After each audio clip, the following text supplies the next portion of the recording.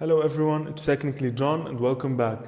In this video, first we'll be revising what we have taken so far. So first we've taken data types, operators and user input.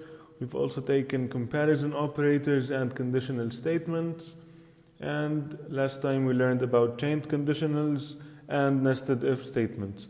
And now we are going to learn about comments and about loops. So we have comments, what are comments, and we have the for loop and the while loop.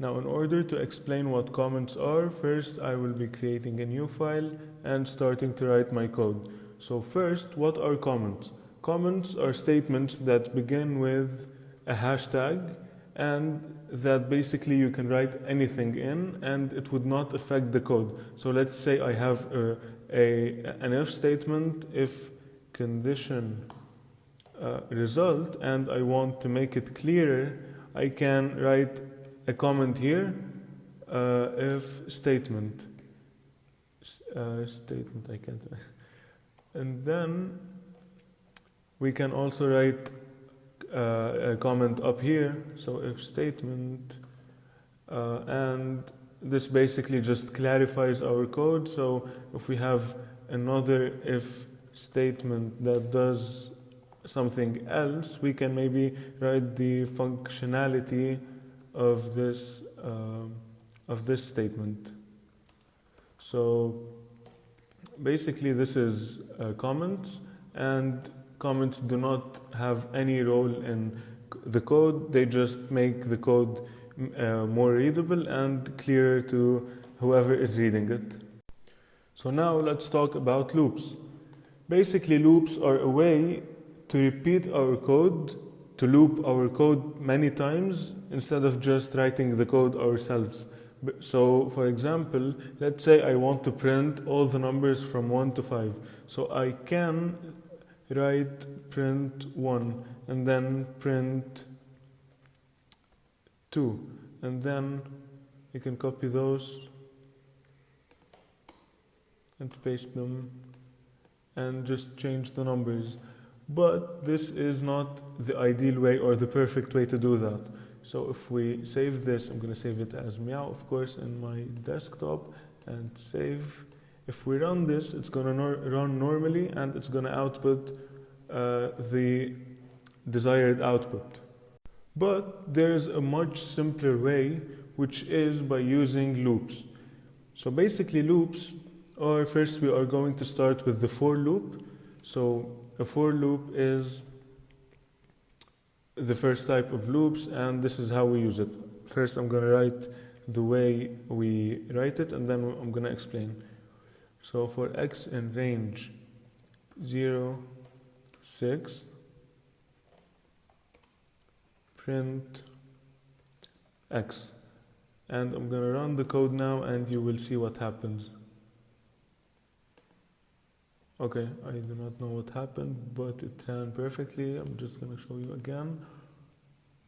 Okay, so this is what happened. So what happens here is for x, so we just created a variable x. We can name this anything we like, for I, for John, for anything. I'm going to keep it as x here.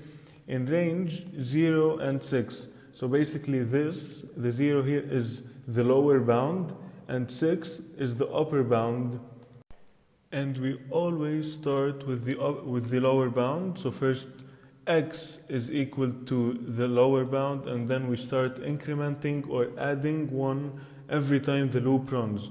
So here for x in range 0 to 6, print x. So for x in range 0 to 6, first, the first time the code ran, x was equal to 0. And then we printed x, so we printed 0. And then the second time x became equal to 1. So we printed x, which is 1. And then it became equal to 2, so we printed x, which is 2. And then the same thing until we reached 5. And on 5 we stopped because x has the value of 5. It does not reach the upper bound.